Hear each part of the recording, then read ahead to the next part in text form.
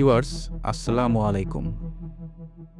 ভারত পাকিস্তান দ্বন্দ্ব ইতিহাসে অনেক পুরনো। ধর্ম, রাজনীতি আর সামাজিক দ্বন্দ্ব এই দুই দেশের মধ্যে সবসময় লেগেই আছে। আজ আমরা এই দুই দেশের মধ্যকার সামরিক সক্ষমতা সম্পর্কে জানব। তার আগে আপনাদের প্রতি অনুরোধ, আমাদের চ্যানেলটিকে সাবস্ক্রাইব করবেন। চলুন তাহলে শুরু করা যাক। ভারত ও পাকিস্তান দক্ষিণ এশিয়ার দুটি প্রধান শক্তিধর রাষ্ট্র। দীর্ঘদিন ধরে একে অপরের প্রতিদ্বন্দ্বী হিসেবে বিবেচিত হয়ে আসছে। 1947 সালে ব্রিটিশ উপনিবেশ থেকে স্বাধীনতা লাভের পর থেকেই এই দুই দেশের মধ্যে ভূ-রাজনৈতিক টানাপোড়েন, কাশ্মীর ইস্যু, ধর্মীয় বিভেদ এবং সুরক্ষা সংক্রান্ত উদ্বেগের কারণে একাধিকবার সংঘর্ষ হয়েছে। এই বিরোধের পটভূমিতে উভয় দেশই নিজেদের সামরিক বাহিনী ও সমরাস্ত্র ভাণ্ডারকে ক্রমাগতভাবে আধুনিকীকরণ ও সম্প্রসারণ করেছে। ফলে দক্ষিণ এশিয়ায় একটি অস্ত্র প্রতিযোগিতা গড়ে উঠেছে, যা আঞ্চলিক নিরাপত্তা ও বৈশ্বিক কৌশলগত স্থিতিশীলতার জন্য হুমকি। ভারতের সামরিক শক্তি বিশ্বের অন্যতম বৃহৎ। প্রায় 14.5 লাখ সক্রিয় সেনা সদস্য নিয়ে এটি বিশ্বের দ্বিতীয় বৃহত্তম স্থল সেনাবাহিনী।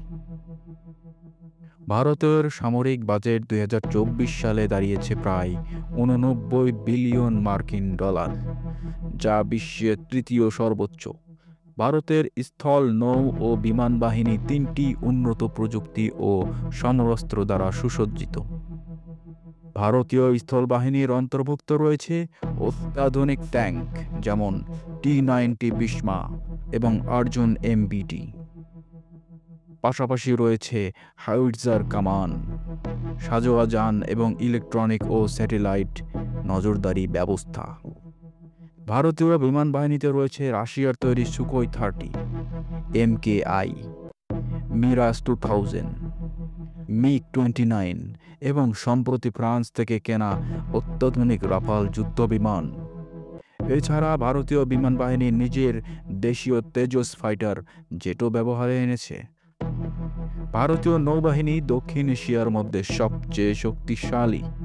তাদের রয়েছে বিমানবাহী রণতরী INS বিক্রমাদিত্য ও দেশীয়ভাবে নির্মিত INS বিক্রান্ত, যা ভারতকে ব্লু ওয়াটার নেভি হিসেবে পরিচিতি দিয়েছে। ভারতীয় নৌবাহিনীর কাছে রয়েছে পারমাণবিক শক্তিচালিত সাবমেরিন যেমন INS আরিহান্ট এবং স্করপিয়ন শ্রেণীর সাবমেরিন, যুদ্ধজাহাজ ও ধ্বংসকারী যুদ্ধজাহাজ।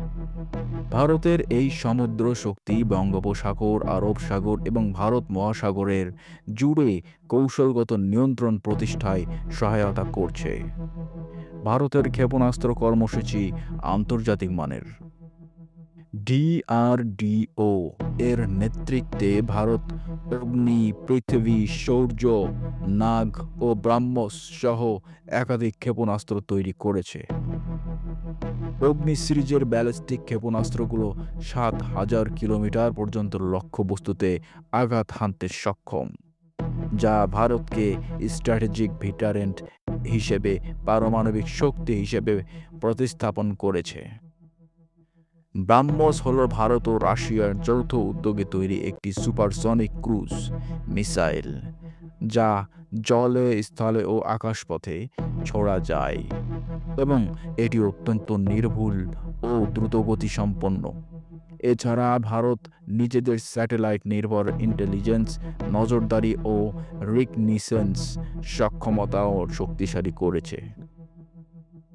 অন্যদিকে পাকিস্তান তার সামরিক শক্তিকে তুলনামূলকভাবে সীমিত বাজেটের মধ্যে চালিয়ে এলেও তাদের কাছে রয়েছে একটি কার্যকর ও কৌশলগতভাবে ভারসাম্যপূর্ণ সমরাস্ত্র ভাণ্ডার।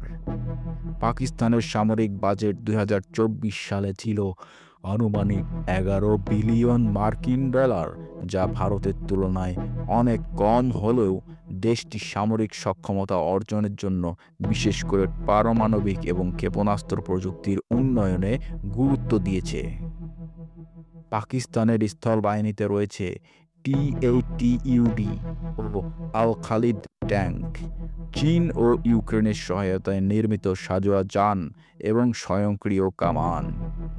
বিমান বাহিনীতে রয়েছে F-16, JF-17 থান্ডার, যা চীন পাকিস্তান যৌথভাবে তৈরি করেছে, এবং মিরাজ-3 ও মিরাজ-5 যুদ্ধ বিমান। পাকিস্তানের ক্ষেপণাস্ত্র প্রযুক্তিতে উল্লেখযোগ্য উন্নয়ন করেছে। তাদের হাতে রয়েছে গৌরী, শাহিন এবং আবদালি সিরিজের ব্যালিস্টিক মিসাইল, যা ভারতের বিভিন্ন শহর এবং কৌশলগত অবস্থানে পৌঁছাতে সক্ষম। বিশেষভাবে নাসর নামক স্বল্প পাল্লার পারমাণবিক মিসাইলটি পাকিস্তানের ট্যাকটিক্যাল নিউক্লিয়ার অস্ত্রনীতির অংশ হিসেবে পরিচিত, যা সরাসরি ভারতীয় সেনারা সম্ভাব্য কনভেনশনাল আগ্রাসনের জবাব দিতে সক্ষম। পাকিস্তানের পারমাণবিক অস্ত্রের সংখ্যা আনুমানিক 165টি, যা ভারতের প্রায় 160টির সমান। উভয় দেশই নো ফার্স্ট ইউজ নীতির প্রতি ভিন্ন ভিন্ন মনোভাব পোষণ করে। ভারত সরকারি নীতিতে নো ফার্স্ট ইউজ অনুসরণ করলেও পাকিস্তান সরাসরি এই নীতিকে অস্বীকার করে এবং প্রয়োজনে প্রথমে পারমাণবিক অস্ত্র ব্যবহার করার হুমকি দেয়। এই মনোভাব দক্ষিণ এশিয়ার কৌশলগত পরিবেশকে আরও জটিল ও অনিরাপদ করে তোলে। পাকিস্তানের নৌবাহিনী তুলনামূলকভাবে ছোট ও সীমিত ক্ষমতা সম্পন্ন, তবে দেশটি চীনের সহায়তায় তাদের নৌবাহিনীতে আধুনিক সাবমেরিন ও করভেট অন্তর্ভুক্ত করছে। তারা একাধিক F-22 যুদ্ধজাহাজ এবং টাইপ 039B সাবমেরিন যুক্ত করেছে এবং ভবিষ্যতে আরও 8টি নতুন সাবমেরিন চীন থেকে সংগ্রহের পরিকল্পনা করছে। পাকিস্তানের কৌশলগত দৃষ্টিকোণ থেকে তারা মূলত আরব সাগরের উপর নজর রাখে এবং ভারতের পশ্চিম উপকূলের দিকে প্রতিরক্ষা ও আক্রমণের সক্ষমতা গড়ে তুলতে চায়। ভারত বর্তমানে যুক্তরাষ্ট্র, ফ্রান্স, রাশিয়া ও ইসরায়েলের সঙ্গে কৌশলগত সামরিক সহযোগিতা বজায় রাখে। অন্যদিকে পাকিস্তান দীর্ঘদিন ধরে চীনের ঘনিষ্ঠ মিত্র এবং সামরিক ও প্রযুক্তিগত দিক থেকে তাদের উপর নির্ভর করে। চীন পাকিস্তানকে অস্ত্র, যুদ্ধ বিমান, ক্ষেপণাস্ত্র প্রযুক্তি এবং নৌ সামগ্রী সরবরাহ করে থাকে। এছাড়া তুরস্ক, সৌদি আরব এবং কাতার থেকেও পাকিস্তান কিছু সামরিক সহায়তা পায়। এই সামরিক প্রতিযোগিতা কেবল অস্ত্র সংগ্রহে সীমাবদ্ধ নয়, এটি তথ্য প্রযুক্তি, সাইবার যুদ্ধ, মহাকাশ নিরাপত্তা ও কৃত্রিম বুদ্ধিমত্তা ভিত্তিক সামরিক ব্যবস্থাপনার দিকেও প্রসারিত হচ্ছে। ভারত ইতিমধ্যেই স্যাটেলাইট বিধ্বংসী অস্ত্র পরীক্ষায় সফলতা অর্জন করেছে, যা মহাকাশে প্রতিযোগিতায় তাদের শক্তি তুলে ধরেছে। পাকিস্তান এই ক্ষেত্রে তুলনামূলকভাবে পিছিয়ে থাকলেও চীনের সহায়তায় তারা প্রযুক্তিগত অগ্রগতি সাধনের চেষ্টা করছে। তবে এই সমস্ত প্রতিযোগিতা আঞ্চলিক নিরাপত্তার উপর নেতিবাচক প্রভাব ফেলতে পারে। পারমাণবিক অস্ত্রে সজ্জিত দুটি রাষ্ট্রের মধ্যে সামান্য ভুল বোঝাবুঝিও বড় ধরনের সংঘর্ষ পরিণত হতে পারে। ভিউয়ার্স, আজকের রহস্য এ পর্যন্তই। পরবর্তীতে দেখা হবে ভিন্ন কোনো রহস্য নিয়ে। ততক্ষণ আমাদের সাথেই থাকুন। ধন্যবাদ।